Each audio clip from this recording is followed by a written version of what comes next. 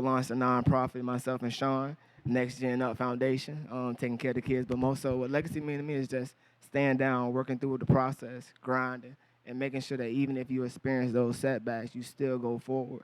And we here for a short time, so make sure you make a legacy out of everything that you're doing.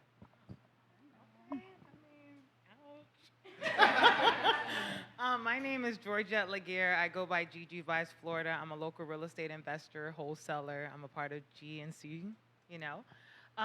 What legacy means to me, I would say breaking generational curses. That's pretty much for me to sum it up.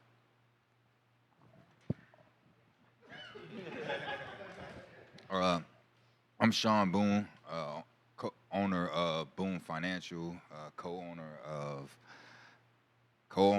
Illusion Clothing brand, partner with Clarence. Owner and we're partnered with Clarence Brockett of Next Gen Up Foundation. Also, I'm a board member of my mom's nonprofit, Hugs, Heals, Saves, and Unites and Gives. So I do a lot of different things. So legacy to me is just like how you represent your last name, like how somebody gonna remember you when you're gone. So that's pretty much it for me. I'm saying I'm gonna go. I'm Jawan Frazier, create your own narrative, the podcast. We doing work in the community, our brand, events. Legacy, believe to me, is what you stand on, what you can leave behind and represent, what you can look in the mirror and be proud of. No matter what nobody say to you, no matter whatever you're doing, you create in your own way. If you create your own way, you're gonna leave your legacy no matter what. My name iPound, signed producer to MXL Worldwide. What legacy means to me is pretty much like my music is my legacy. So it's gonna be here forever, and I want y'all, understand that. Short and sweet, understand? Period. Word to juvenile. All right, amazing evening, everyone. My name is Frankie Pierre Paul, founder and CEO of A Different Shade of Love, and I'm also a philanthropic consultant. And what legacy means to me, more so I feel like I'm still in the midst of that. There's a lot of people that came before me, and there's going to be a lot of people that come after me. So, my main goal is to please my creator, and if I do that, everything else just flows. So, Man. my legacy.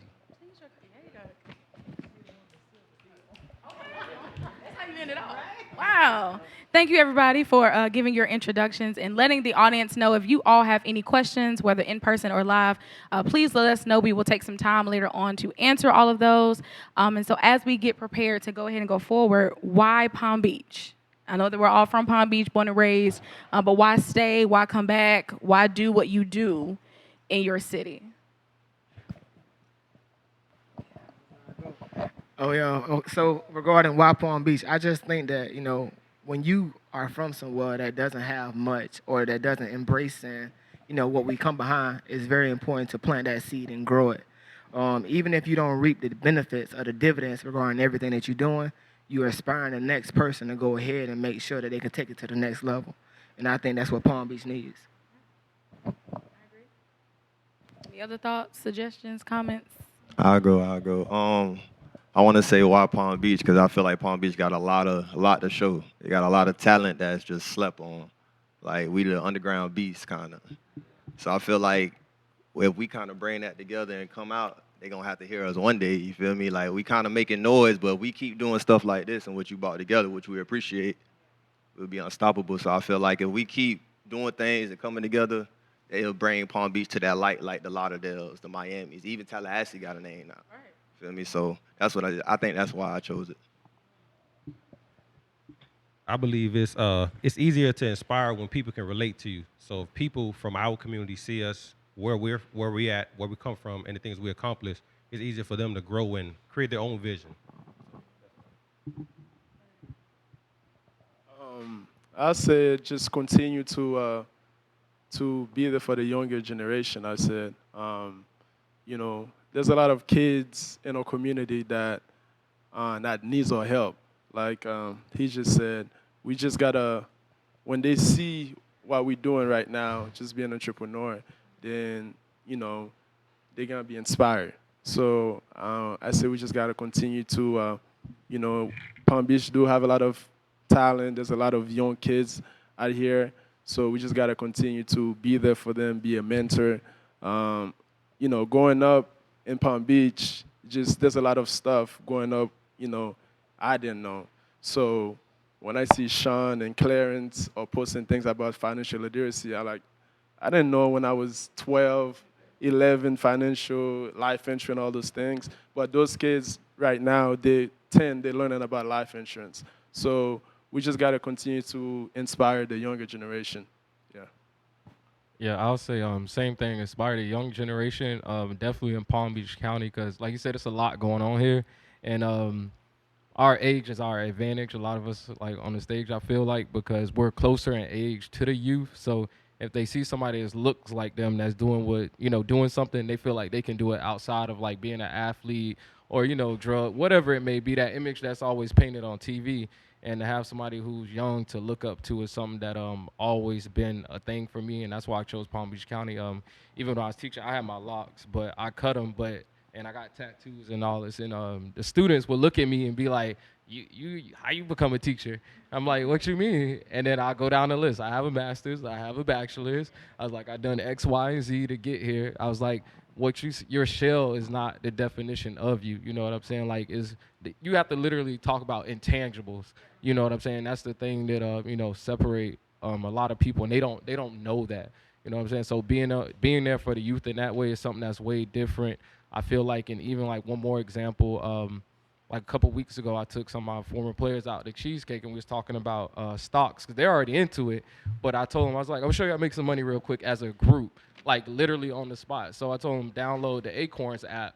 And I'm like, if y'all share the three of y'all right now, y'all get the $600 and y'all bust it down by three. I was like, they was like, what? I'm like, but this is the stuff that, like, I wish somebody would took me out the goddamn Cheesecake Factory, told me how to make $200. I'm in 11th grade. Yeah. Like, you know what I'm saying? Like, that was a lot of money back then. But, like, that's the why right there. Because when you see that light bulb go off for the youth, there's no better feeling than that, to get that value and impact.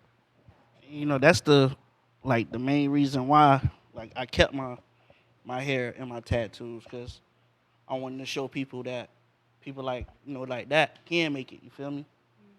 People that look like this can make it. You know what I'm saying? So I just want to let them know that it's possible.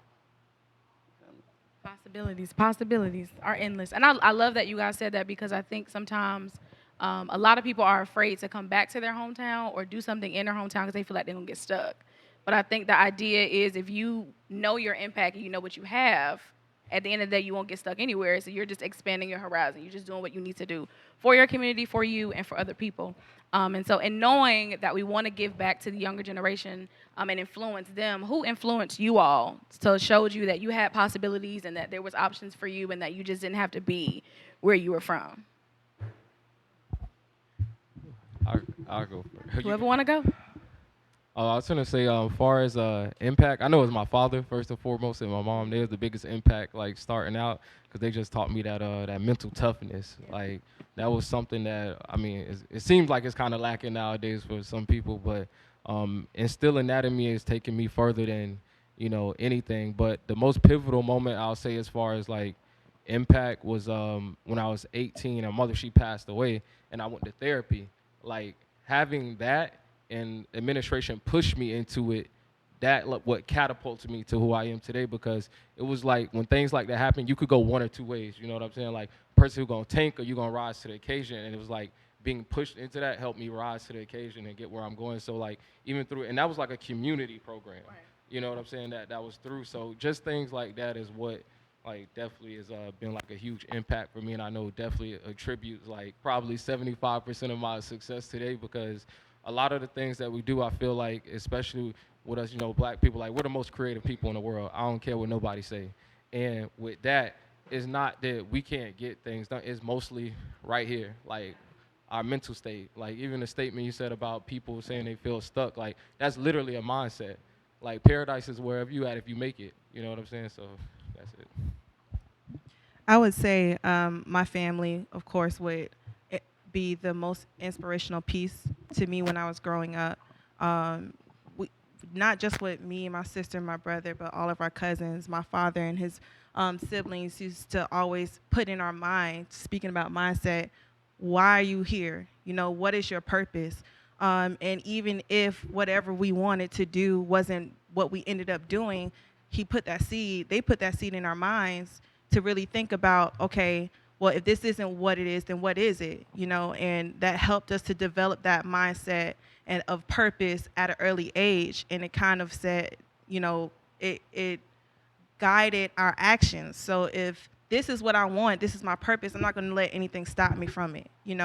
I'm not going to let anything hinder my opportunities because I'm young. I want to be able to make it, so I'm not going to let anything stop me from it. So I think that my family really inspired me to really think about, why am I here? What is my purpose?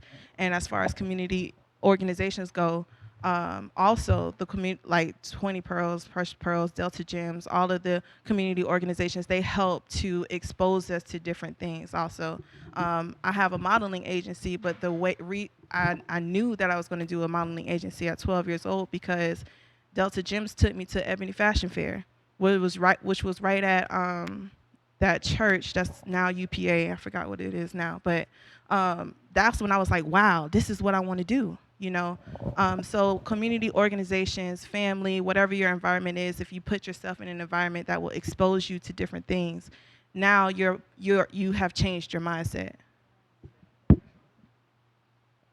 I would say for me, it was a little bit different because like my parents was an inspiration, but what I wound up doing was playing sports. So I played football, but my parents never played a sport. So like I was kind of a self-taught person, but they always pushed me in the realm of support. Like so, coaches became mentors for me, and as I grew older, wound up making connections with people like Abe Elam, um, and as I go to college and just making different connections, those people that was at the pinnacle of their life became my mentor because I wanted to be where they were. So it's just building relationships and finding people that's where you want to be. That's kind of a big deal for me. For me, I would say my grandma was a huge impact. She passed away when I was 25, like right before my 25th birthday, and that was like my lost moment, I would say. And then I was still trying to figure out life. And then I would say, my current relationship, my boyfriend, he kind of exposed me to a lot of things, shifting your paradigm, changing your mindset, sky's the limit. Because I had a lot of people around me who made me feel very small when it came to what I wanted to pursue, like, oh, your dreams are too big. But having that support, I would say it was a huge inspiration because he taught me, like, whatever you want to do, you can do it. Like, you could change your life tomorrow. You could be broke today, rich tomorrow. And I would say that was probably the most inspirational, huge impact, the reason why I am where I am today. So, yeah. Thank you, babe. Appreciate it. Yeah, shout out to him in the crowd. Ooh. I'll try not to repeat what everyone has said. You guys have said wonderful things. Not to get too personal, I didn't want to speak on it because I think it was one of my questions. But as far as being in Palm Beach now, my father brought me back to Palm Beach. And some of you guys who are close to me know that I basically lost my father 2 years ago when I was basically finding myself as a woman, finding myself as a professional. He took SIG right after my law school graduation. So I honestly never intended on coming back to Palm Beach, but the growth and the journey has been amazing. I have a very strong-minded mother in my life who's in the audience, so she keeps me focused because it was a very low point in my life, and the community and being involved in different organizations, even as Alexis spoke on, just upcoming as a child, and even in my adulthood. And just to piggyback on the support thing, I know a lot of people sometimes complain about lack of support in their community, but sometimes you have to go out and get it. I have so many more mentors in my life because I put myself in particular environments. So I stress everyone to do that no matter what your career field is or your goals are, because there are people out there that do want to pour into you. So that's all I wanted to say on that. In terms of impact, I said the most my parents have the impact on me, especially coming here from Haiti, not speaking the language. So, my parents always preach hard work. You even though you didn't speak the language, it was always hard work. Go to college, go to school. So my parents definitely had a huge impact on me. You know, I was able to go to college, and all this was because of my parents, and just being able to make them proud. And at certain age, it was self-taught because when your parents come from here, there's a lot of stuff they don't really know. You really gotta be the one that teach them at a certain age. So I feel like when I was about 20, especially when it comes to like life insurance and different things, in our community and my parents, there's a lot of stuff they don't understand it. So being able to go to college, self that, understanding that, and then just be, explaining the benefit of all that. So definitely my parents. So I say that. Um, so mine is a little different. I would say poverty really like motivated me the most. My parents didn't have anything, you know what I'm saying? So I can really relate to you. My parents came from Haiti, same thing. But at 14 I was church hurt. For those who don't know what that means, it was church Monday through Sunday. So I didn't know the world. I didn't know life outside of church. So when I was church hurt at 14, I questioned everything. I questioned my existence, questioned life, questioned God. I hated God. I hated my parents because everything that I was being taught, it was like, wait, but y'all preached about this every day. So why am I being chastised? So what really motivated me was poverty, like looking at my parents and like, okay, cool. You know what I mean? Like 16, kicked out the house. And I never went back, but I never understood like the love that my peoples had for me until I really understood like when I was like my age now, like, dang, it is difficult.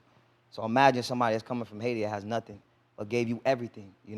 So that's really my biggest motivation, like, being broke, poverty. Like that's what motivates me to this day. Love that. I didn't want to cut anybody off. No, we're good. Okay. Something that you all said was loss, and I know loss is a big thing, especially when you are self-taught. You're doing things by yourself. You really are your biggest support system. So how do you manage all of what you all have going on as far as your businesses, as far as impacting your culture and your community and meetings and all that good stuff, as well as your mental health? Like, how do you balance everything all at one time? I got you. Oh, my bad. I said, let me get in on this.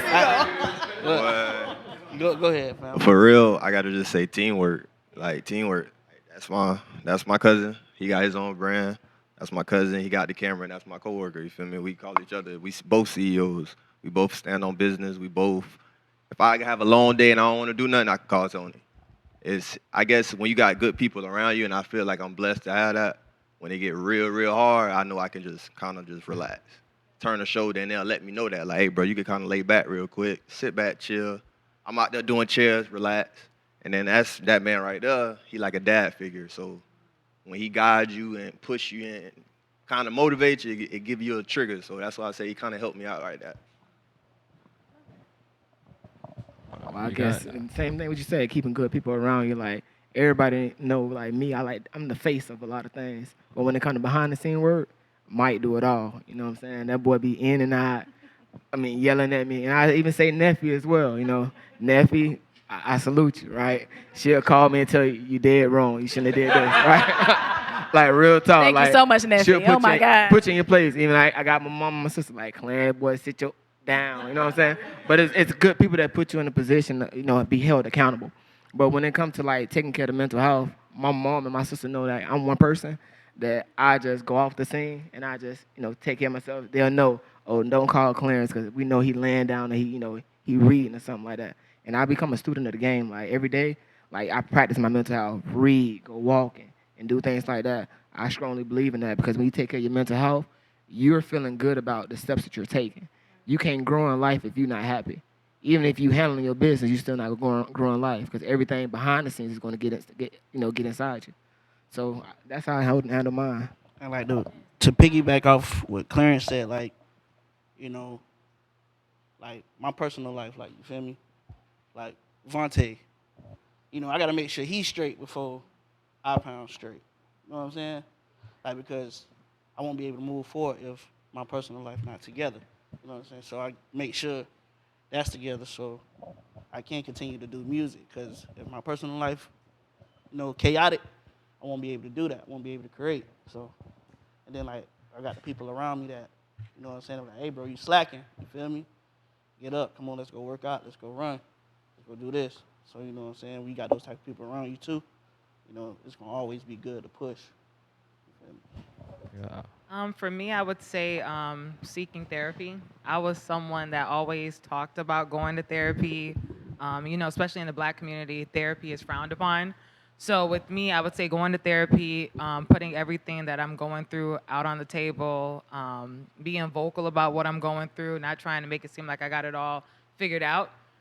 Having support, I wouldn't say more so about the right people because I'm still trying to build my team, the right garden around me because, in the space I was in, talking about being lost, I thought I had the right individuals around me, but it was nothing that I could say someone was feeding into me. I was always that person pouring and pouring and pouring into someone, but my cup was never being filled. So, once having that, going to therapy and, being exposed to like, hold up, wait, you're doing all of this, but they're not doing that. They're not, pretty much, they're not the reflection of what you want to be or the person you want to be, They're not holding you accountable because they're not holding themselves accountable. So it's like, how could you expect that out of them? So therapy was huge for me. Again, I would have to, talk about my boyfriend. He was a huge person that holds me accountable because I was not that person that had people around me that called me out on my BS or, girl, you need to get it together. You're doing this wrong. But with him, he's like, I don't even know how to say it. Like you don't play the radio. So with him, it's always like, okay, you say you want this goal, but you're not doing anything towards it. You gotta want to be held accountable too. Correct. So I'm glad you said that. Yes, Like, there was a time where you kind of wanted accountability, but nobody was giving it to you. But then now when you get it, it's like, I don't really want you to hold me I would accountable honestly for real. say accountability was something like it was just that word that was just going around. Like, okay, let me say I'm accountable. I'm holding myself accountable. But when you're looking in the mirror, like when you at home and you looking at that person in the mirror, like, girl, you ain't doing nothing you said you wanted to do. And you got to wake up and you got to fake it all over again. And I was at that point, I was sick and tired of faking it. Like, faking the smile, faking, the conversations with people. Like, I don't want to talk to you. Like, I don't need to talk to you. You ain't good for my mental health. And my therapist, like, when he mentioned, it's one thing to come and you paying me every session, but you have to be willing to do the work outside of the session. And when I started doing the work out of the session, I was like, okay, yeah.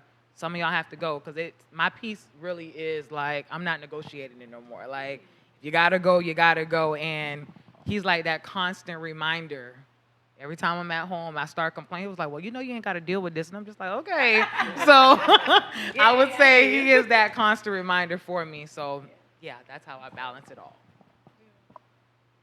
I was gonna say, as far as the balance, automation, delegation, and systems, as far as business. Wait. Can you run that back? Because I don't know if the people was ready for you to give us some vocabulary terms and some language. Automation, tonight. have things automatic. Okay. Delegation, delegate to your people, and have systems in place, which will come through automation. As far as the business, that helps. I tend to see, because I help people start their business, people think they need more help than they do.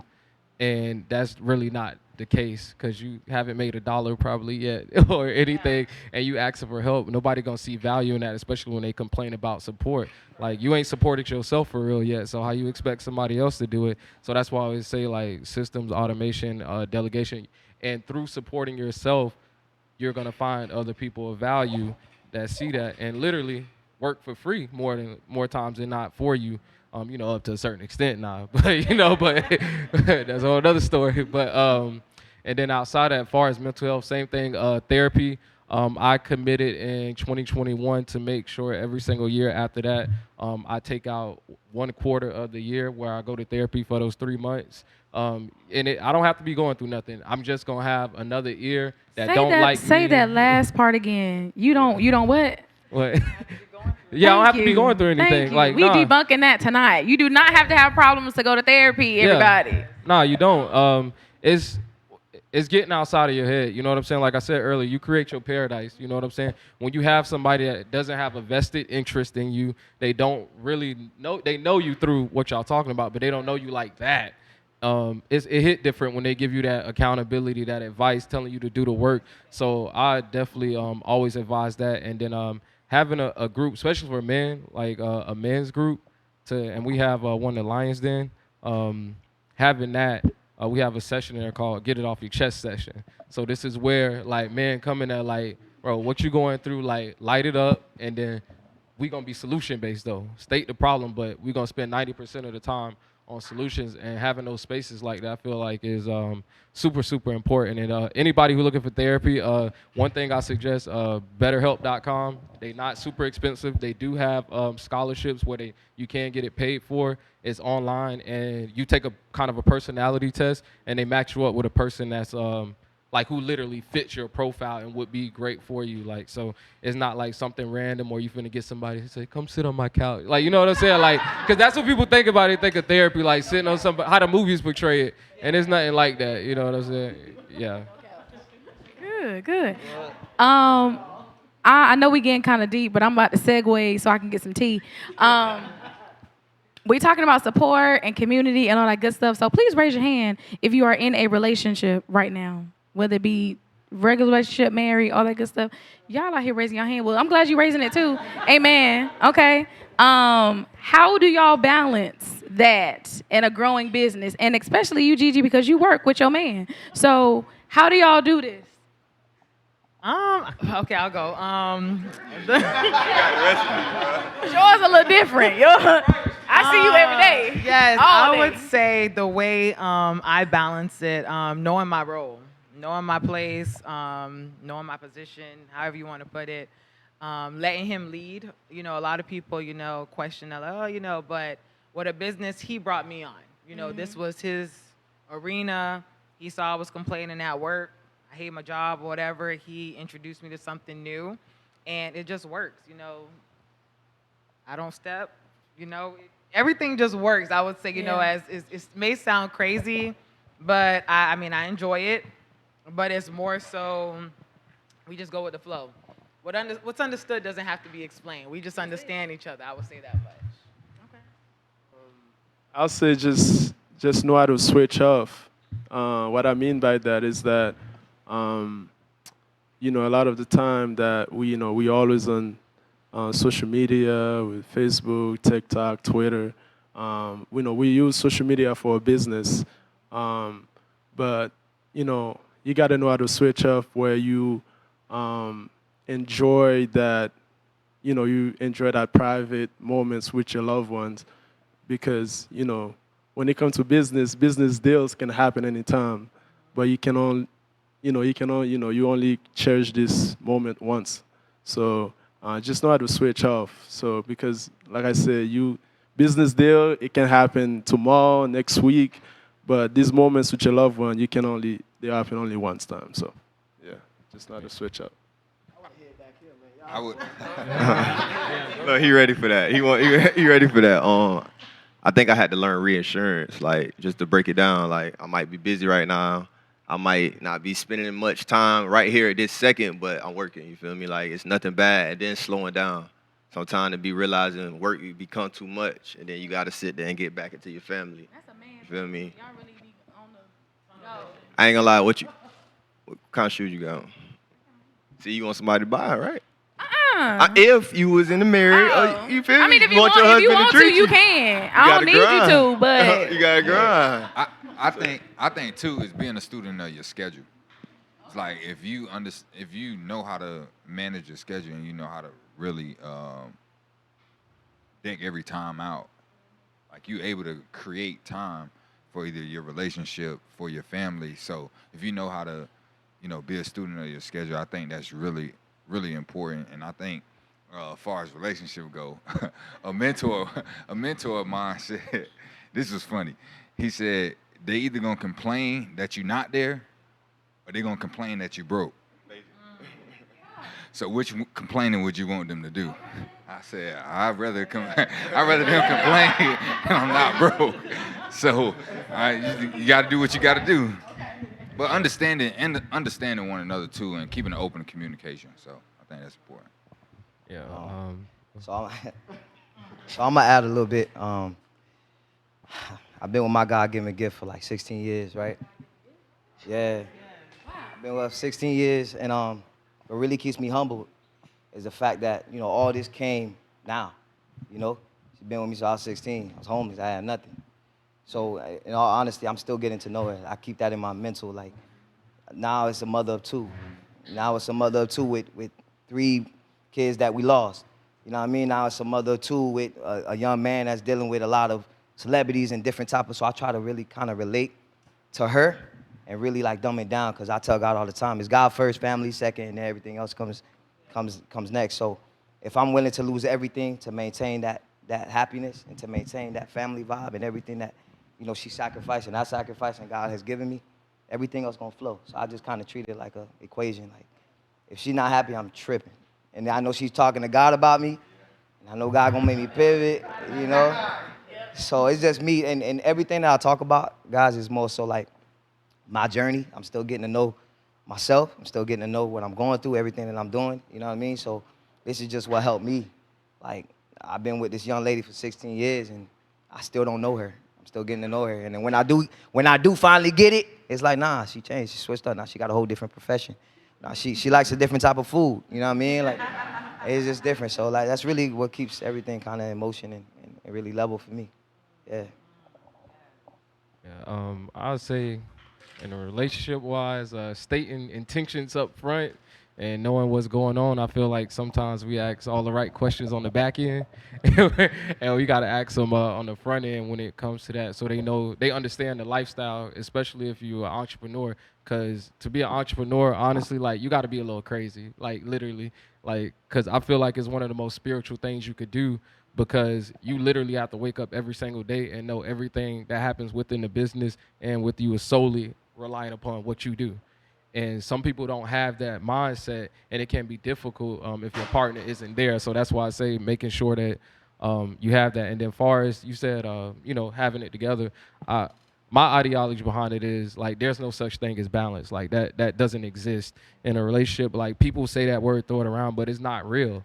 Like, it's what's priority, at the time. So it's like more of juggling, you know what I'm saying? Hey, like, if my kid gets sick, I'm leaving. I'm not working. My family come first, you know what I'm saying? Yeah. All right, if I got to go handle this for the business, I'm going to go handle that. It's more of a juggling act rather than balance, because, like, balance is almost impossible, especially being an entrepreneur, you know what I'm saying? Because something is always going to need more attention than the other when it comes to that.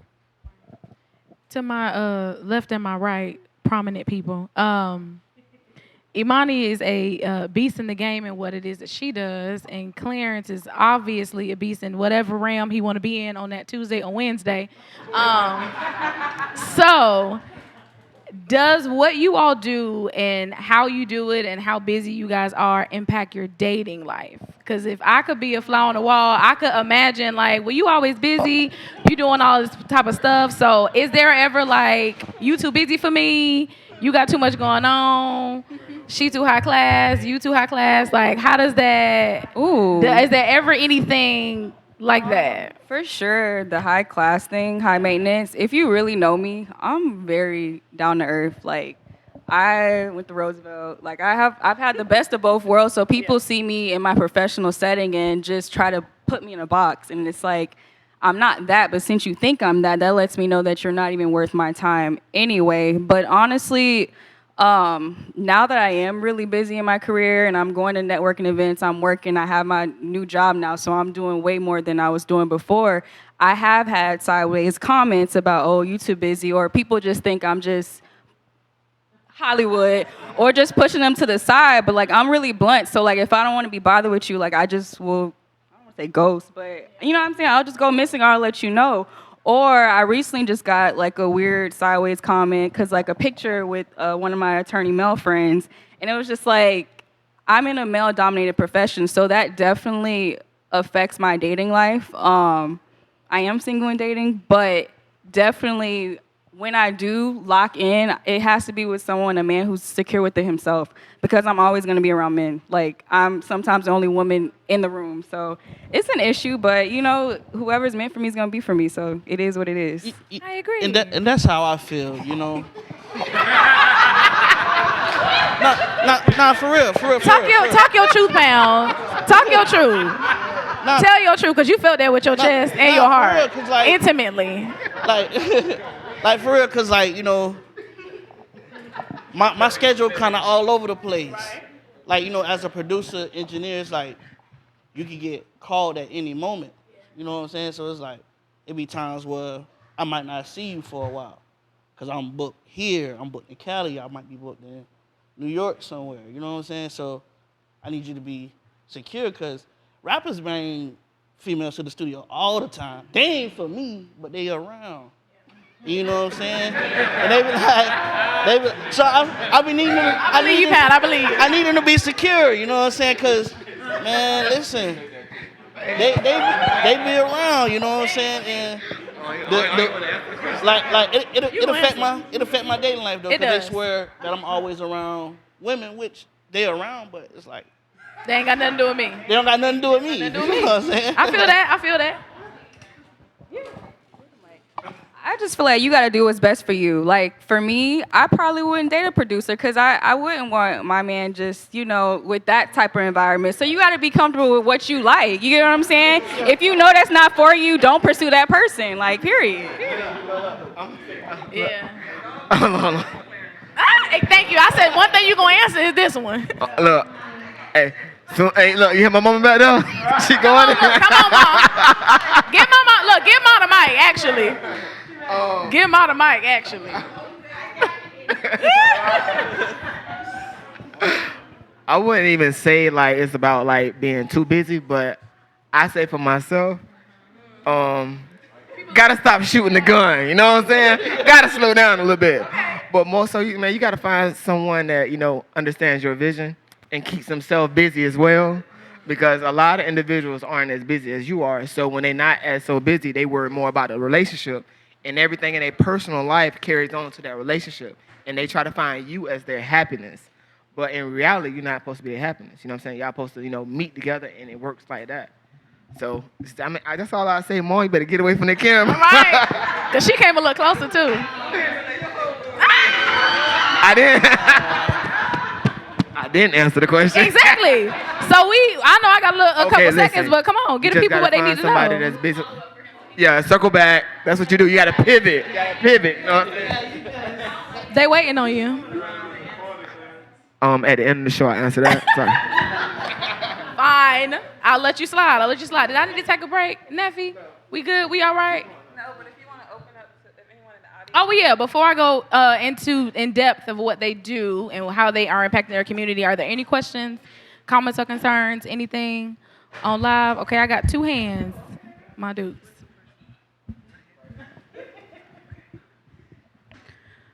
Good evening. I'm Gilda Morgan Williams, the mother of Imani Martina Williams, Esquire.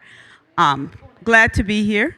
I'm proud of you young people, and as an educator, I see the work of me and my colleagues. Not all the time in the classroom do we meet the needs of our young African American males and females, or our black and brown children. So with that point, I would like to know if there was ever an educator who made a difference in your lives. Ms. Wells. I would have to say, shout out to Kennedy, but Miss Williams at Kennedy, she was one that, stood her ground, always said, use your voice. I don't care if you talk a lot. Make sure use your voice. Aside from her, I would have to say Mr. Powell, again from Kennedy.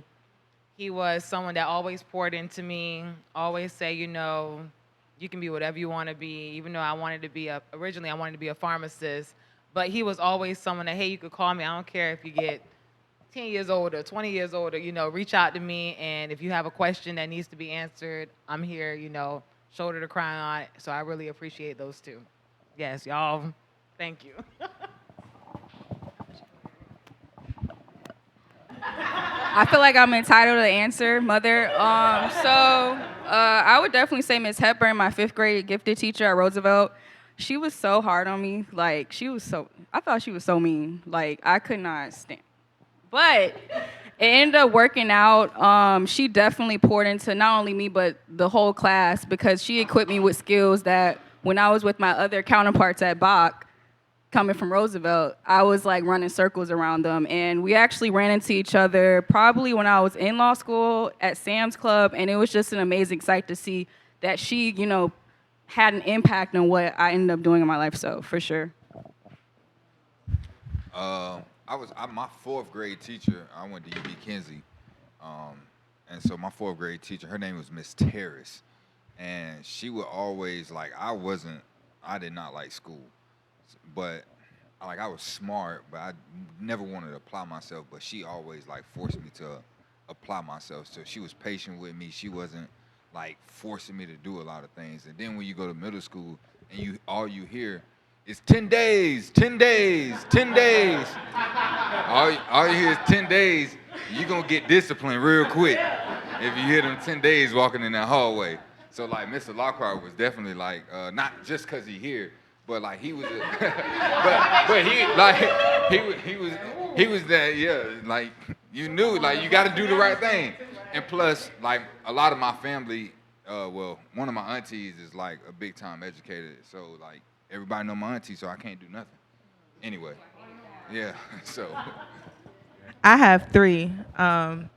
My 6th grade reading teacher, Mrs. Valerie Vereen Smith, VV Smith, Roosevelt Middle School. Miss VV Smith, she was home to me as a 6th grade student. You're new to middle school, and you're a bright eye, but she tell you looking around in middle school and trying to figure out what's going on, and she was like that mother that will say, "All right, sit down." Or, she'll take you to the side and talk to you about certain things. So Miss Vivi Smith, I got to shout her out.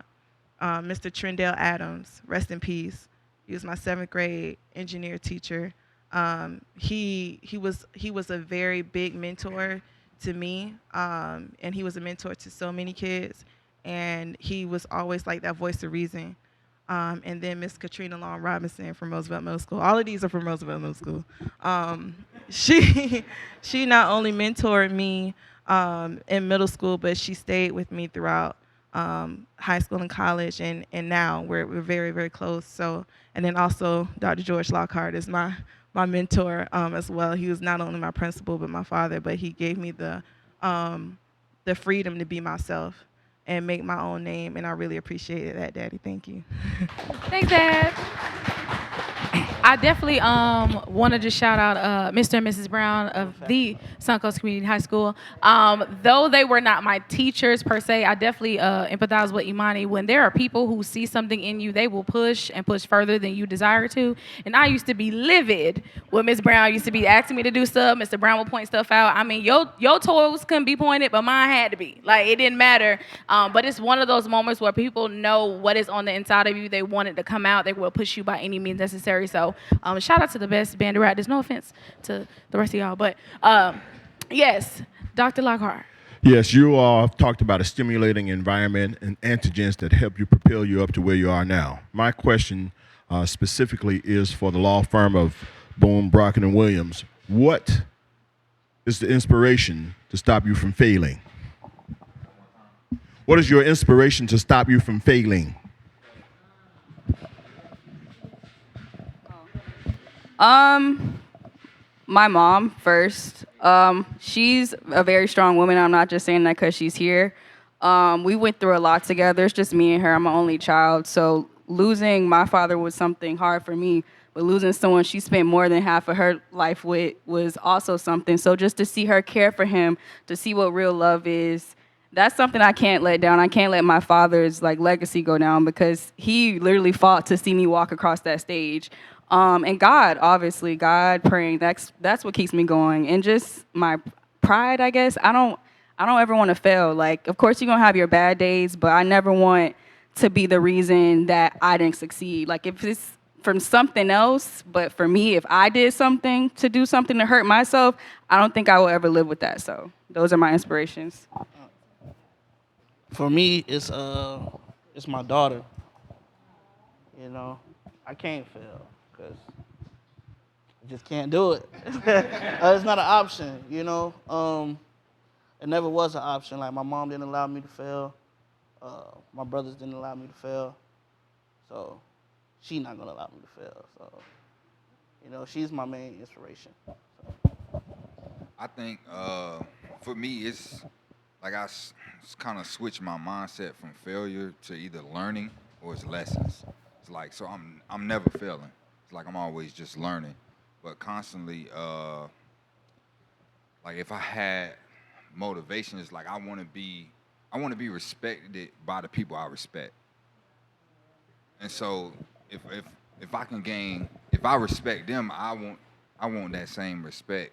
So I have to put in the work. I have to, show myself worthy to even gain their respect. So like I just seen a quote the other day where it switches fail, and it's fear always interrupts legacy. And so quote quote Wall Street Trapper. I don't want to. He might have trademarked it, but I get sued. But that was just one of those where it's like, golly, like that hit home where it's like fear always interrupts legacy. So like if you think about failure, like switch your perspective to that way. So I was, like he said, you can't fail. And I'll just say that I always just wanted more in life, bro. Like my sister know me ever since I was a kid. I was always a hustler. I used to, sweep up, had the flea market, sell candy. Everybody that sell candy in middle school, high school was go get some money, for sure, right? And I always just wanted more in life, and showing my mom that it's more stuff to life. Like Mom Deuce, where she at? She over there. That lady don't want to go on the plane. That lady don't want to travel. You know what I'm saying? But it's like always showing them that things could be done, because I would say that the generation before us, they career-wise was of a man is, go to college, that you're good, you know what I'm saying? Or go to the army, get a good job. But myself, I see it as like, I want to make sure I own a lot of businesses, you know what I'm saying, that could give other people jobs to make sure that they family goods and everything. And on the back end, I just get my dividends. And I'm glad you said that, because that was one of my questions to you, Clarence, on why you do what you do. Because I know one of your, and not just because I know you personally, but also professionally in what you do, you want to make sure that your community is uplifted. You want to make sure that there's collaborations. So why encourage everybody to be their best selves? Why do all of that to make sure everybody else winning when you could just kind of focus on yourself? Good question. But if you have so much game as a person, right, and you see somebody else can be better, and you just keeping all the game in you, does that make you a better person? Nah, you know what I'm saying? So you got to make sure that you hold everybody accountable around you. If you see somebody else can do better, or be better, make sure that they doing better. That's just the general answer. I hold everybody accountable, even my nephew. I hold her accountable, you know what I'm saying? Stay down, go study, handle your business.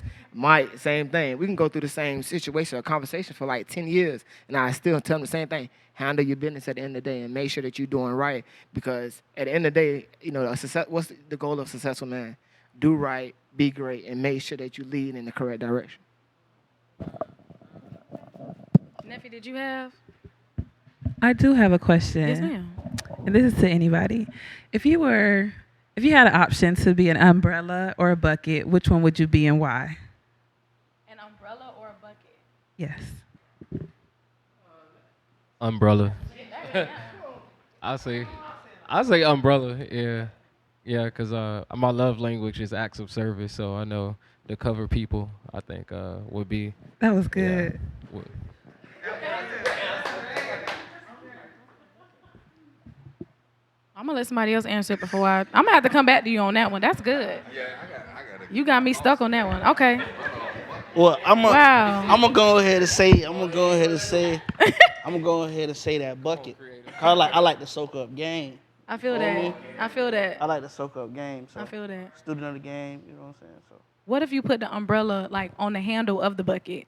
Can you do both? So we're getting creative here. I mean, the possibility, they said the possibilities are endless.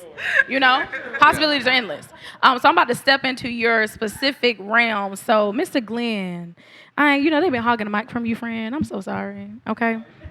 I definitely want to ask you your profession or your what you give back to your community is through photography. So what do you see when you are in business that your clientele might not see? Like, what do you focus on when you are taking pictures? Honestly, it's multiple things. I focus on their screens. Like today, I had someone who was insecure about her size. Like, I just get my clients to be comfortable. I wouldn't even call it clients. I always say friends and family. I would get them to get comfortable with me and trust me, trust the process. Like, if you don't trust my work, why would you book me? So I focus on the details, like their strengths, and basically helping them promote their business. What can I do to help them promote their business better? Like, bring that good quality image to their business. Because my question follow up was that was going to be what makes you different, but you answered that, and so you answered it so beautifully. Thank you for that. What makes you different, Kyle? You do toxic breed clothing, so what makes you different than others? I think what kind of separates between me and my business partner, our brand, is basically we try to embrace the culture, like what go on, like the image of what people try to capture when they see toxic, or the appeal that people see when they look at what a man look at a woman may want to see, or how a man may want to dress based off of what's going on around them, or simple things like matching colorway with releases of shoes that may come out. A lot of men are into shoes and different type of things. So kind of paying attention to the culture and what's going on around us, I think. So that's what kind of separates us as well. Gotcha. Why is it important for a black man to really care about what he has on?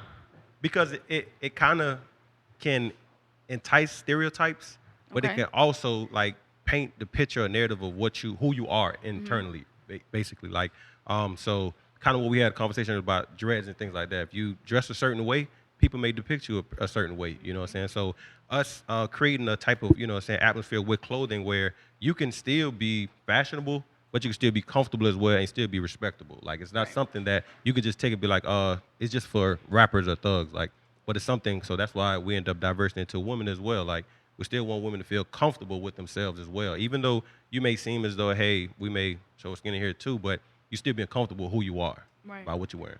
Now I do have to ask you, why toxic? I know we repping for the culture. Why do you all use toxic? Toxic because as soon as you hear it, as soon as you say toxic, Catch your attention. so many different things come around in different people's head. So if I can entice your inquiring minds, right? As soon as you say you want to see what I'm about, right? So I think that's the biggest thing why toxic came about. When me and him were debating about it, it was like, when that first word come about, we want people to think about it. When you think about things, you're gonna want to figure out what it is, right? So I think that was our whole goal. Gotcha. Okay. Now I know Jawan and Clarence, you all do clothing as well. So why do you all feel like it's important for a black man? I know you guys are catering to ladies as well, but my question is geared to black men. Why is it important for them to care about what they have on as it respects to your brand? Well, one, we do the thinking caps. Like, this our thinking cap, and it stands for a lot. It stands for having your own mindset. Don't be scared of nothing. Take risks. And it's create your own narrative. It's all about believing in yourself. So I believe as a man, especially as a black man, you got to stand on business. You got to be able to protect yourself, provide, and give back. Feel me? So I feel like when you got this thinking cap on that we put on, I put it on every day. I just got out the haircut. I probably got hair in it now, but it is what it is. Like, this is what I represent. This is what I stand on. So I feel like when you create your own narrative, you create your own way. That's just you, man. You feel me? You standing on what you believe in, what you was taught by your parents and everybody else.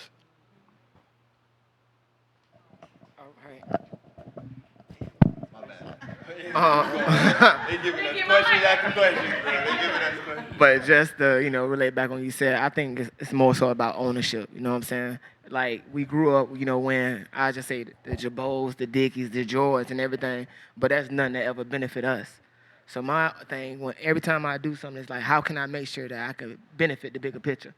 Because if everybody know me, I don't wear Gucci, I don't wear none of that stuff. I have never been that type of person. I never bought any of the Jordans, anything. I always, stayed regular. But when I got older, got some money, I'm thinking about, okay, I'm gonna put on what I feel comfortable with. And if I'm in that position, just rock it, man. Know what I'm saying? Be great. Thank you. Wawa, and shout out to all of those up here who have had a Voyage MIA or Miami interview as well. Congratulations to you all on that.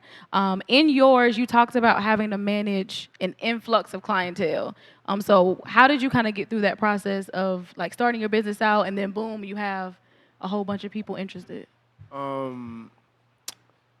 I focus a lot on. I focus the main thing for me. It's about community, right? So it's really about just building a community because if you're not a gym rat, it's hard to just wake up in the morning and go to the gym.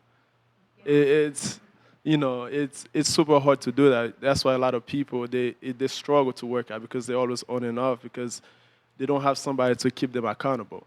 A lot of people say, "Yeah, I started working 2 weeks ago or 6 months ago, and I'm lazy. I just don't feel like it, or I just can't do it." So I feel like that was the thing. So for me, I feel like if I build a community where everybody's just keeping each other accountable, it's you see somebody working hard, you want to push yourself also. So if you come to the gym, everybody know each other by names. Hey, well, so and so is not here today. Let me see if coming to the 6:30 session or 5:30 session. So it's fun when you build a community of everybody. You see everybody pushing each other. Everybody's motivating each other every session. So because like I said, it's hard to do it by yourself. But if you have a community, it's just the word community. Human or or social. So I feel like if I had that community, it would be able to just make sure everybody's just gonna stick together and just continue to work hard and just get results. Absolutely. Community. We love that. And speaking of community, Alexis, the Lockhart District, doing wonderful things in the community and building family as well. And I know there was an interview you had about being an emerging business as well. So how was that going for you from creating your business and doing everything to now you're here, you're established? How was that process? It was definitely a journey. I spent, going back to talking about my environment with purpose, I spent a lot of time learning my craft. And when you do that, you build confidence in knowing your craft. Right. And bringing your business back home to Palm Beach, you have to be strong in your belief that what you have is special, and nobody else can do it like how you can do it in Palm Beach. So and I also know that community, I needed to lean on my community because I couldn't do it by myself. So I started off with a launch tour, and I started in Tallahassee, and then my second show was here, and I had to shop around with different businesses because I couldn't, buy all the clothes for all the models to do the fashion show. I couldn't pay all of my models to do a fashion show, so I had to really get in my community and show what I can do for my community so that they can invest back in me. But I got a lot of no's because a lot of people didn't understand how I did what I did, which is my fashion shows. They thought that my fashion shows would be like what they thought. So I had to lean back on my belief in myself to say, okay, that's all right. I'm gonna keep going.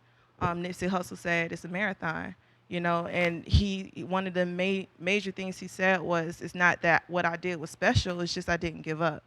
And that's what helped me with the trials and tribulations of being an emerging business in Palm Beach County coming from home. Is I just didn't give up, and I always was a master of my craft. I was always a student of my craft, and I always made myself better with the next show. I listened to the people. I went out in the audience and said, "What do you like about this? What do you not? What you think could be better?" And I implemented it in the next show, so people understood that I listened to them, and I showed that I listened to them. So just really like being in the mix, not being standoffish, not just saying, well, this is my vision, this is how it's going to be, but really listening to my community. And what I got in return was things that I was benefiting my community in ways that I didn't even realize, with the models understanding like somebody believed in me, you know what I'm saying? And that network of learning other models or photographers or makeup artists or fashion designers that are all local. So that was rewarding also. But that journey, that's what I value more than just the end product. And that's what keeps me going. For sure. Thank you for saying that. Beautiful. It reminds me of Mr. Jawan over there because it kind of replicates what you do with create your own narrative and making sure that everybody has a person that believes in them in their own respective places. So for you, why create your own narrative and what all does create your narrative have in the pot? Because you do a lot of stuff. Trying to catch some motion. That's it. But but I say create your own narrative is just like that's just me. Like I always been a rebel. My mom always called me that, and not in a bad way. Like go to football practice. I don't want to go. Like no, I don't want to go. Go to basketball practice. No, I don't want to go to basketball practice. Go to school. I'm gonna go to school because you're gonna get in trouble if not. But once I got older, I started just creating my own way. Then I started going off to school, leaving. Like I don't want to go home. I'm not coming home. So I got at 18. I'm at my mom's house. Like, I'm gone. And I felt like when I was in life, I was creating my own way. I was showing myself, and I started to grow into my identity. So once I got 26, I figured out what I was. Like I created my own way. I created my own narrative. So I wanted to show that to people and let people try to do the same thing for themselves. What we offer is podcasts. So for instance, Gigi's been on, Imani's been on, Clarence and Mike's been on, and you come and you speak on your brand. You tell the world about yourself. You make them feel you. You got to make them feel you because that's how they buy in. Feel me? You put that platform out there, they gonna always buy in because once they learn the person, it's easy. They'll buy whatever you want. We did some things in the community. We did last Tuesday. My mom has a nonprofit where we go painting old elderly's homes in Rivera. We did that, and then Thursday we locked in a rec with Wells Recreation Center. So on Saturdays, we're going to be going out there, giving back to the youth, giving book bags, giving pamphlets, little bracelets, just trying to show them that just be yourself. Don't follow. It's easy.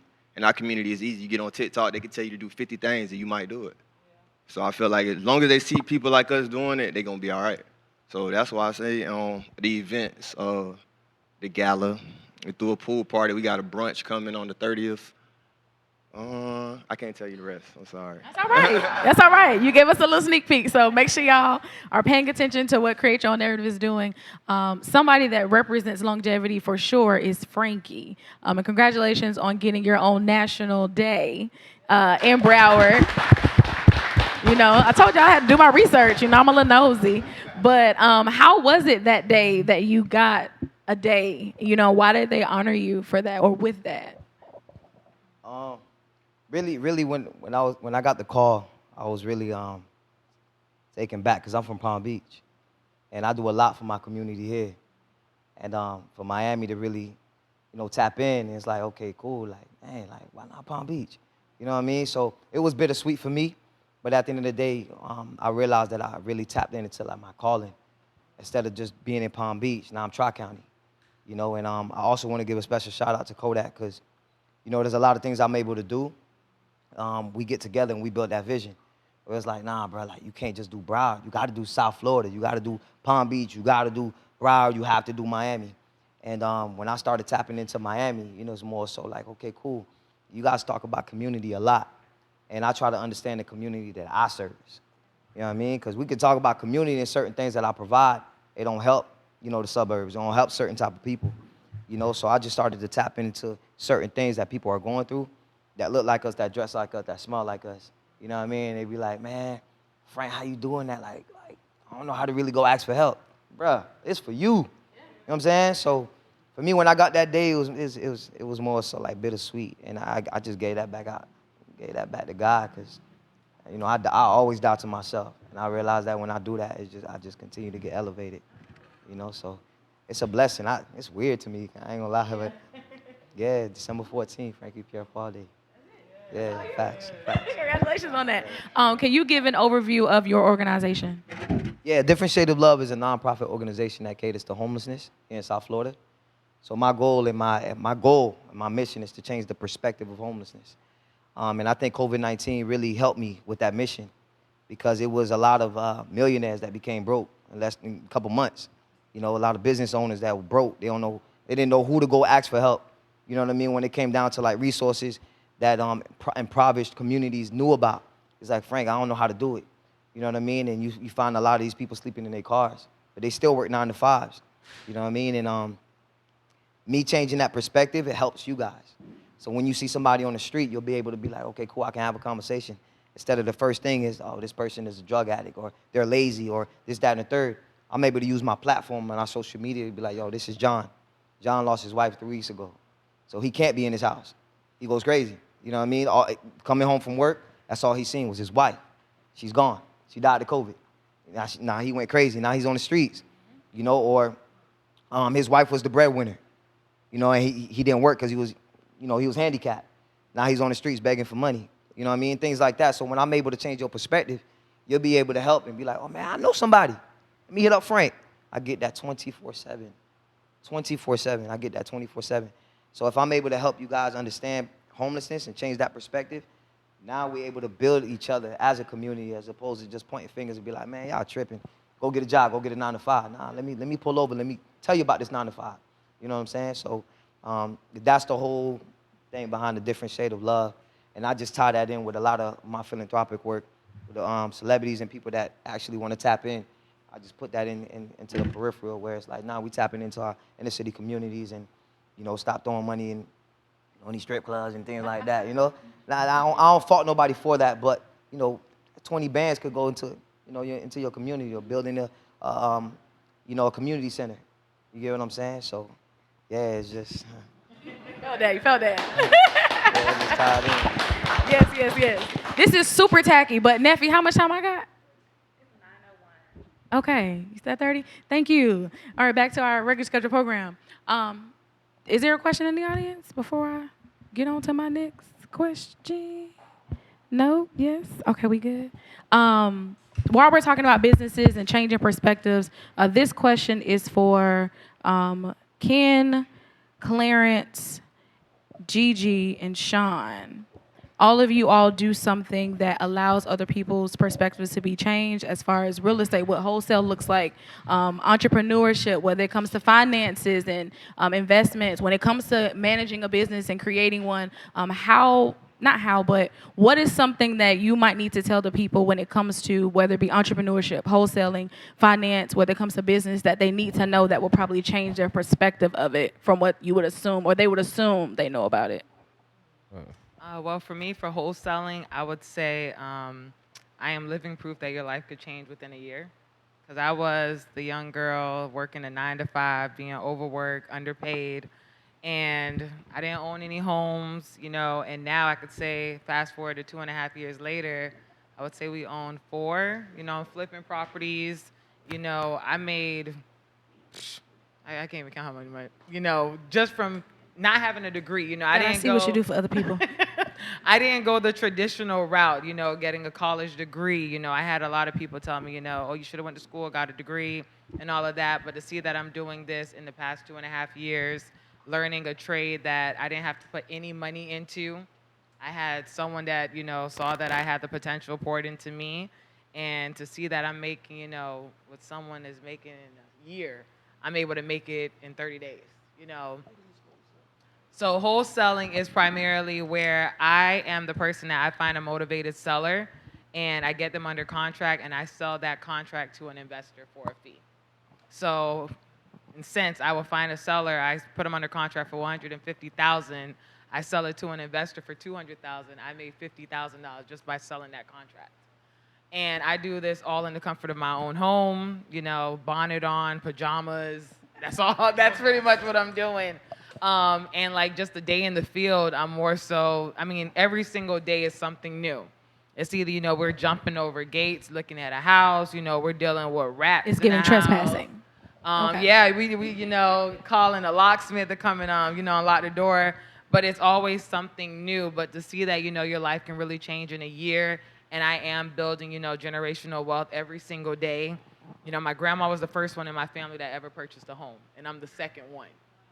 So that speaks volumes for me. I didn't think it was possible. Because if you would have told me 2.5 years ago that I'll be flipping homes and I'll be, just taking trips here and there and all of that, I would have been like, yeah, right. But what I would say, what a lot of people, when they see wholesaling, on social media, especially YouTube, you see the glitz and the glam. It's not always glitz and the glam. In this business, you definitely lose some money. You have to do hard work, hard work consistently. A lot of people think it's something, it's just a get rich fast, scheme. It's not that. With me, I got my first deal in 2 weeks, but for someone else, if they're making calls 30 days, 6 months, if they don't get anything, they're ready to quit. Like, you're pretty much seeing proof of someone that goes every single day, I'm putting in the work. And then I have a partner, that's doing the same thing. So if I don't have the time or I don't feel like working that day, he's pretty much holding the baton and handling everything. So, yeah.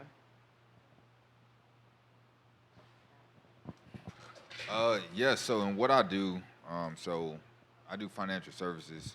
So I teach about life insurance. I teach about how to leverage life insurance to become your own bank. All different types of life insurance. Also, you know, partnering with Clarence and him teaching me, business credit. Him like just being a sponge from him too. But especially in our area, so I can do this real quick. Who all in here has life insurance?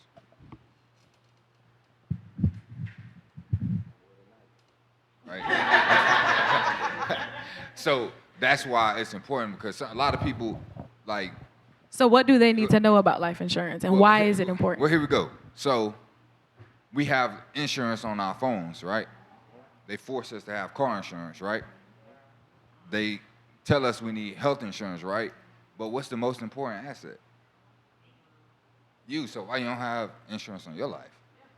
Your kids, like being able to, the good book says, leave an inheritance to your children. So, like, that's like the main thing. Like, we raising money for GoFundMe's when it's billion-dollar companies that has money to give you for when if that time comes. But a lot of people look at it as that, oh, it's just another bill that I have to have. But nah, switch your perspective is like, nah, this could change my kid's life. You can use it while you're living. A lot of people don't know it's life insurance that you can use while you're still here. But we just don't know. Like, example, McDonald's. That's how he was able to build Ray Kroc. He was able to purchase real estate by borrowing from his life insurance. Walt Disney, he went to the bank. Banks looked at him crazy for saying, I want to build a theme park. It wouldn't give him a loan for that. So he had life insurance, cash value life insurance, and he borrowed from that to go build Walt Disney. Look at Master P. His granddad left him $10,000, and he took that $10,000 to go build a $250 million empire. Like, you look at based off life, you look at the Rockefellers. Like, Debunking the people, let them know. you look at the Rockefellers. Like, if you don't know who the Rockefellers is, just go read the book. What would the Rockefellers do? It's teaching you family banking, because everybody. So if you look at these the big families in the world, right? They run their families like institutions. So they call it standard operated procedures, right? So somebody is the head, right? And it's going to keep, everybody has a role. And so we don't think like that because it's more so it's just like, oh, well, he's just trying to get money if I die. Like nah. Like, this could really set up the future. So if you can kind of switch your perspective on it and just be open, it really, somebody in here has somebody pass away and it actually helped them. Rather than trying to go raise money, trying to be out here trying to get fish fries. Like, we all seen that. So it's like, why go through that when it's actually billion, trillion-dollar corporations that have it? But also, last thing, and I'm done, is letting people know you have it, like the people you trust. Because it's $3 billion of unclaimed life insurance because somebody in your family might have a policy, but they never told nobody because as black people, they say we don't get around the table and have talks anymore, so no one knows when the time comes where it's at. So you got to go get the GoFundMe. So you just, it's just a different conversation that you kind of got to have now. pivot like based on what Sean said regarding the life insurance factor, right? I quit on G4S in 2020, right before COVID. I've been putting into the life insurance and the universal 250 a month, equivalent to 3,000 a year for the past 2 years. Even though the cash value that I got right now is not fairly high than what I have put in there, right? In the next 15 years, I can have over $50,000 that's going to continue to grow forever. And I'm not worrying about the death benefit part. So that's just with the index universal policy. Now I got term insurance as well, and that'll be more, insurance than I would have on my IUL, but more so the life insurance factor comes in because if something happened to me, I don't want to be in heaven looking down at anybody in my family struggling or, having to beg for something. I make sure all my people straight, and that's always. When it comes to the business credit and the credit factor, I just want to see my people, get more. We all want more. We all want to work smart, not harder. So that's just the concept behind that. And even when it comes to stocks, and stocks, for example, like why you got all your money in the bank account when it ain't gaining nothing? You know what I'm saying? All they doing is just investing your money every day. So just put the money in stocks. But the main thing what our people have behind their head is that if they can't touch their money, they got a problem with it, right? If you could touch your money, you broke. You know what I'm saying? You need to be able not to touch your money so fast and put your money in different, accounts so it can grow because you want to sit back at home and just let the money pile up. And that's what everybody else does. So that's just the concept regarding financial literacy, the insurance, the credit, the stocks. Man, just get my people more and putting them on game about everything that's going on. All right, Black Agenda Firm. All right, so we do a few things, but what we specialize in is LLC formation and business blueprint. So my biggest thing as far as the mindset of business is having people understand that if they do want to be an entrepreneur, it's not easy. All right, it's simple, but it's not easy. And then understanding that if you do have a job, we go to jobs for information, not money, because a lot of times people want to go be an entrepreneur, but they're not working a job that lines up with whatever they want to, do eventually. All right, because we call it the takeaway method, which I learned from one of my mentors. And as far as that, teaching that part is just telling people like if you're at a job, tell people bring a flash drive, get information down. This is literally your blueprint to how you could start your business. But a lot of people go into jobs and they just sit there, be mundane. Like I was excited working my job because I'm like, shit, we about to get the game up in here. Like, you know what I'm saying? Like that's how I looked at it because I was like, this is a short-term thing, and I get people into that mindset with it. But one of the biggest things we do as far as the business blueprints is telling people like you have to have a plan for your business. Because the first thing people always think about is because we do help people scale their business to 10K a month. And a lot of people, that's the first thing they see is marketing. But I'm like, first off, you have to have a plan for that. Because a lot of people, the first thing they think about is money. And then I tell them like, so what's going to happen if you don't get the money? And then it's like, you didn't really care about this because you didn't have a plan in place. And a lot of people, they're shooting in the dark because they don't know who they service. They don't know a target audience. They don't solve a real problem. They don't have real solutions. And they don't know their revenue streams. They don't know what the price is, profit margins. People don't know this stuff, and that's what we helping them with. And as far as the financial side, I saw the question, so I'm gonna kind of segue into it about the LLC and the S corporation. About that, a lot of people don't know is like an S corp isn't a business structure; it's a tax election. So you have an LLC, and then you go file Form 2553, and then you become you're taxed as an S corp.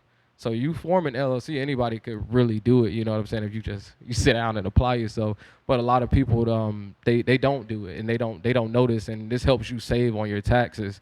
You know what I'm saying? And some people really have that confused, and I always tell people if you're working a 9 to 5, have an LLC because that will help you as far as tax write-offs and things of that nature, because you get to spend money. You're already going to spend this money, but now you get to spend it on things that you want to, and it's an expense to the business. You know what I'm saying? So that's our biggest thing as far as the entrepreneurship, man, that I'm always preaching to people about that. Be proactive, not reactive, when it comes to this, because that's the state that we've kind of been, I'll say, indoctrinated in a way. You know what I'm saying? And doing business blueprints, aka business plans, I tell people it's spiritual as well for them, because a lot of the times people start businesses from trauma, whatever it may be. And I tell them you have to reset the foundation, and why not have a plan for that with the business? Because as soon as somebody say something, how many of y'all had a business somebody told y'all, I don't know about that? Like, you know what I'm saying? Like, But if you had a plan, something laid out, you like, nah, I know about this because X, Y, and Z. This is the problem that I solve, and you can't tell me because I did my research. That's confidence. That's how you go make money because people, they buy people, not services and products. Like they buy the person. If you have the confidence, you know what you're doing. Like that's how you gonna win in this game, and that's what we help people with. We have our Be Better Business Group mentorship, and that's what we helping people with. Thank you. Pound, is there anything that needs to be debunked when it comes to producing? Everybody might have a definition of what it may look like, but what do we need to know that may have been a lie? That you can do it by yourself when you're producing, because it's like you need a team when it comes to it. Because sometimes like even like my cousin, he's a producer, but he's not here. Like sometimes I need him to, you know what I'm saying, to get it running. You know what I'm saying? Like I might have to pass the ball to him. Like, yo, hey, get this place for me. You feel me? Or he might have to pass the ball to me sometimes. It's like, yo, get this place. Like, so you always need a team, like, when it comes to producing. Because, like, in music, it's like, it's not really about talent. It's about, like, who you know. Like, if Clarence made a beat, right? I'm good, cuz. I'm But good. But if Clarence played the beat for a rapper, it's like, oh, okay, I don't know you. But if Clarence gave me the beat and I played it for somebody, then it's like, oh man, this is the best beat in the world. You feel me? But it's just about who's presenting it.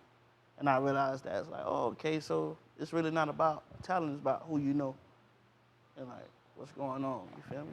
I gotta tap in with iPound. My last one did one screen. Yeah, it did. Oh man. This question is for everyone, and I would ask that everybody provides an answer. Please and thank you. I like definitions, but cultivation is defined as the process of acquiring or developing a quality or skill. So I know today's topic was on legacy cultivation, so us creating and developing a legacy.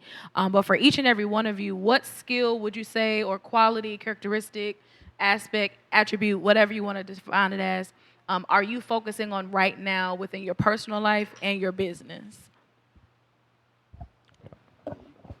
I'm gonna be simple. Love, I do everything based off love. You know what I'm saying? Like, that's what drives me.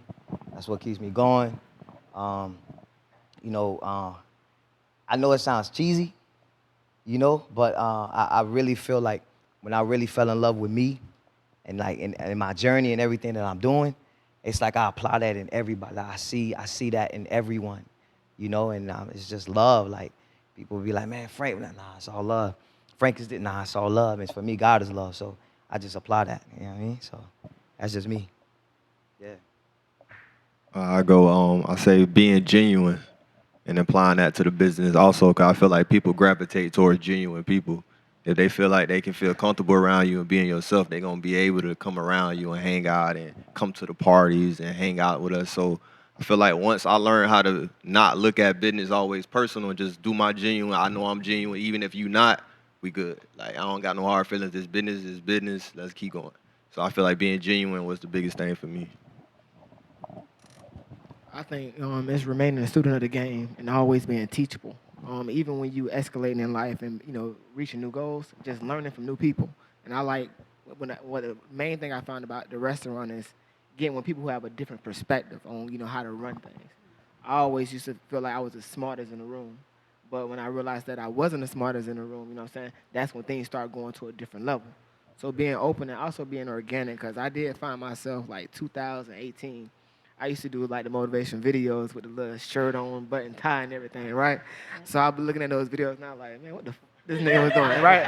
Like just being real, you know what I'm saying? Because you're not being organic. One thing that everybody I noticed that when you start a business, it's going to be pushed by your natural market. Yeah. Those that know of you and those that you surround yourselves with. So if they can't relate to that, then why you pushing out like that? So now that I have become so open, like I don't hide nothing. I put everything on the table and I leave it like that. Because I want to be the first person to say something about me. Because I know what it is. And then everything just started growing. So I feel like, just being open and being organic but more so remain a student of the game. Learn every day. Be open. Read. A lot of people don't read. You know, a lot of people ask the same question that you can put on Google. It's right there. Podcast, the pivot, like those things, and the OGs in the game. Man, learn from them. Man, soak up that game because that's gonna take you the game to the next level. Before somebody else goes, can we get an insight on when Legacy Lounge is gonna open again? Since you said it. I know that was coming. So right now we're in the phase of getting the building back up. I can be honest, my landlord is, very, very, very money hungry. So, he's trying to keep all the coins to himself. But most of them, man, we just getting the process back open. All paperwork done. We just waiting on him. I would say for me it would be being relatable, especially in the real estate world. We're not. This is a male-dominated field, and for me, being a black female, being a real estate investor, standing on, I'm making a name for myself. And also, like Clarence said, with being organic, I would definitely say being authentic, because I had a lot of people like, oh, you should post this way, your social media should be. No, that's not me. And I feel like, doing that every day, you have to put on a mask. And when you take that mask off, like, if someone see you like through everyday life and they're like, but that's not how you talk on social media. That's not how you conduct yourself on social media. Or even with business, it kind of, separates the two. So I would say being authentic probably was honestly what got me so much further when it comes to this business, because can't nobody do GG Vibes Florida like me. So that's it. I'll go.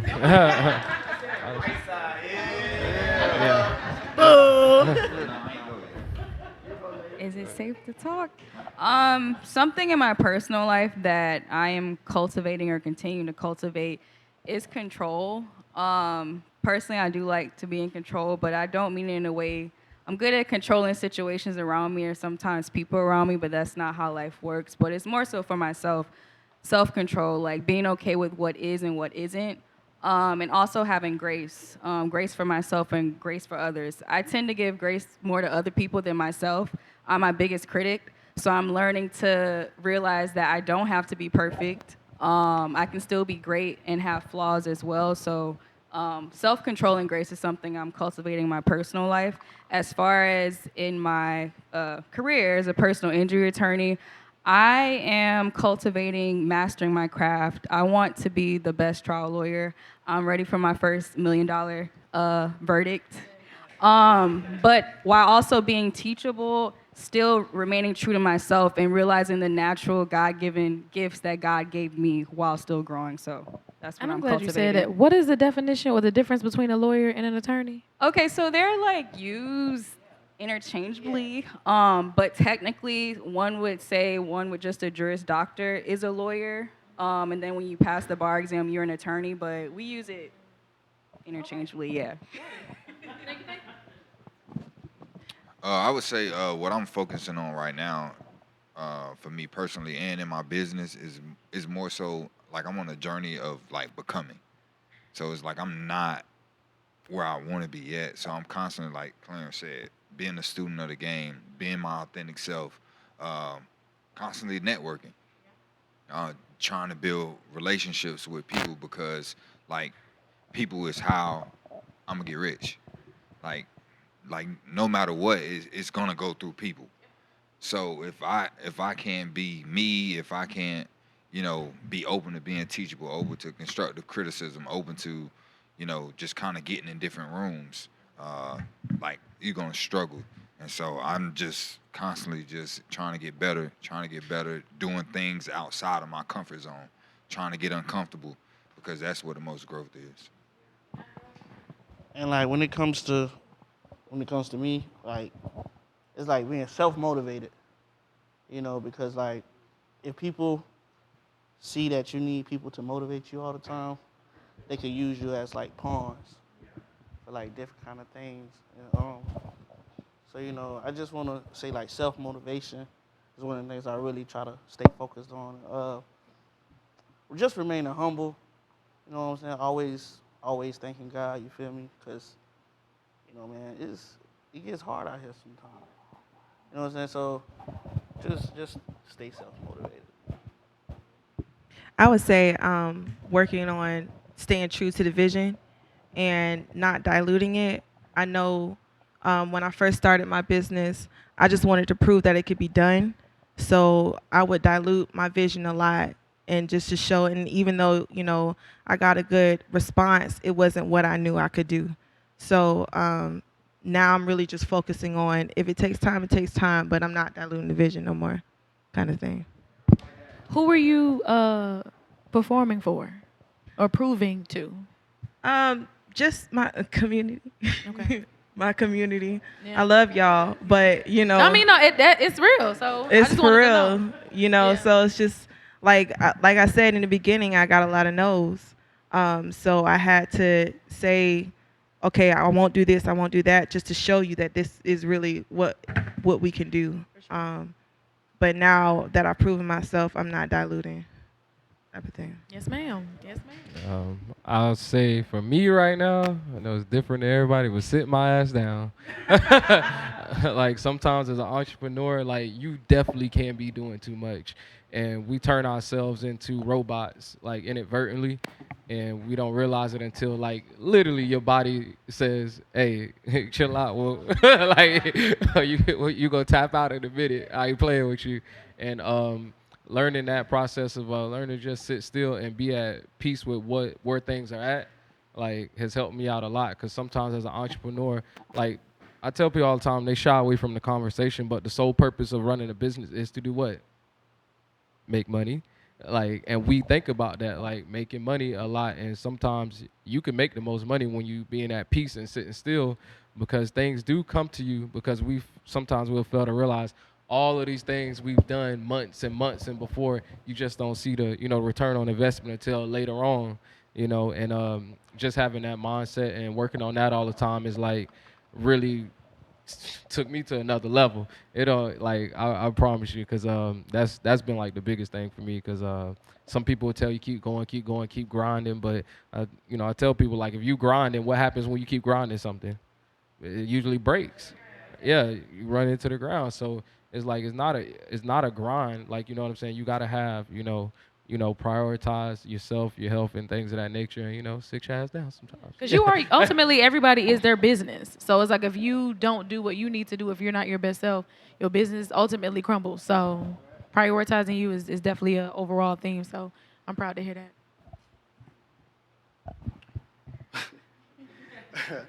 I would say personally in the business field, I'm focusing on quality and consistency. Like the quality of how I love my family, my business, how consistent I do it. Like being consistent in showing good quality of love or how you attack and appreciate certain things will ultimately get you to that goal where you want to be. So that's pretty much where I'm at. Just focus on quality and consistency.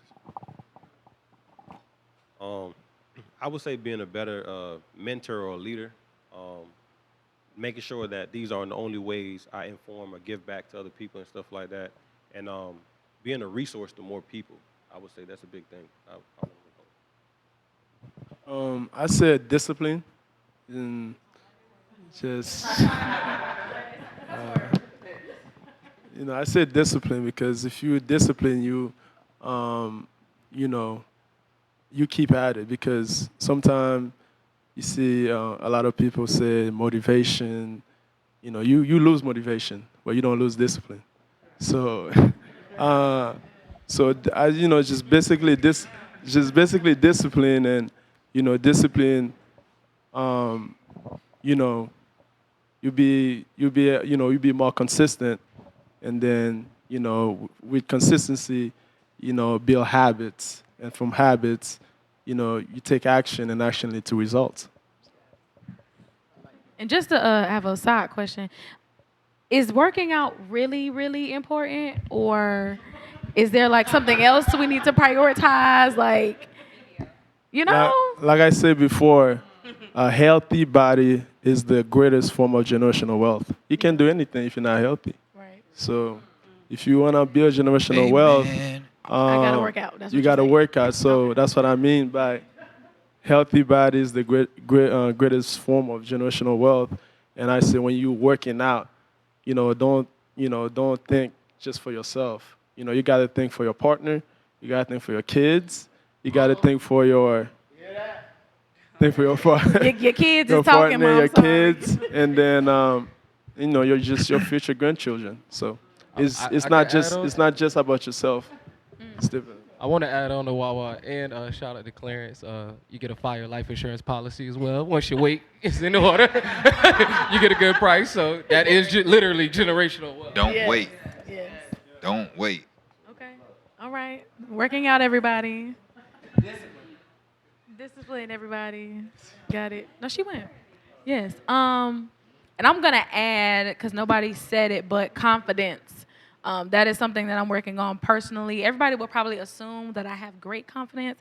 Chat, please. But knowing the value of what you have, there are a lot of wholesalers. There's a lot of people doing insurance. There's a lot of clothing brands and podcasting. But when you know what you have in your hands and you understand the value of what you can give to other people, staying in your own lane, staying to your blueprint, sticking to your vision becomes a little bit easier. So definitely would throw out confidence as well, to be confident in what you have and knowing what you have, knowing you've done the research and the work to validate what it is that you have in your hands. So were there any questions in the audience? Were there any questions online? We want to make room for that before I wrap it up. No.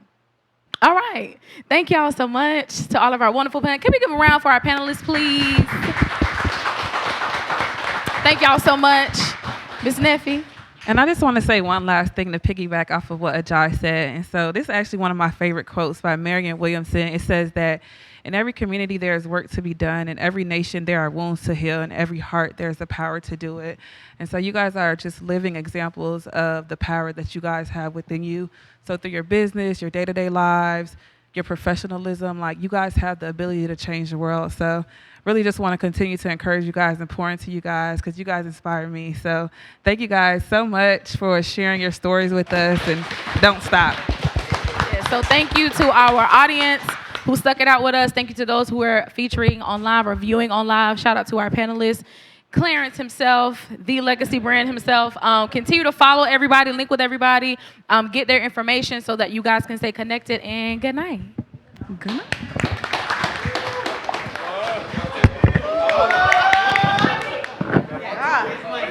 Yo. Oh, Clarence, you thought you...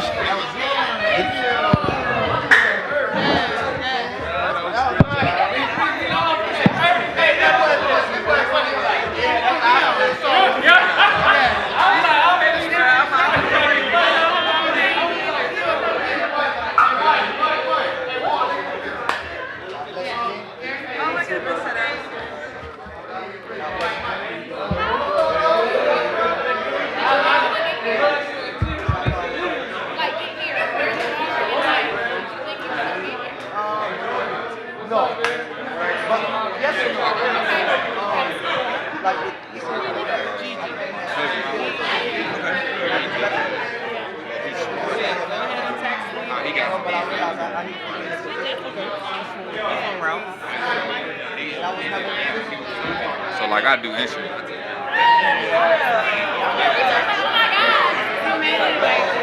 get real estate. Just recycle that same dollar, make money off of it. Nobody's doing what I'm doing. He was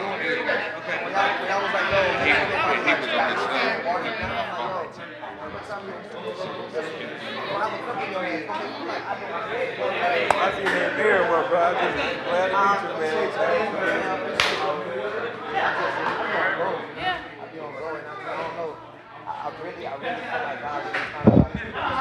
Can we get a group picture with the panelists, please?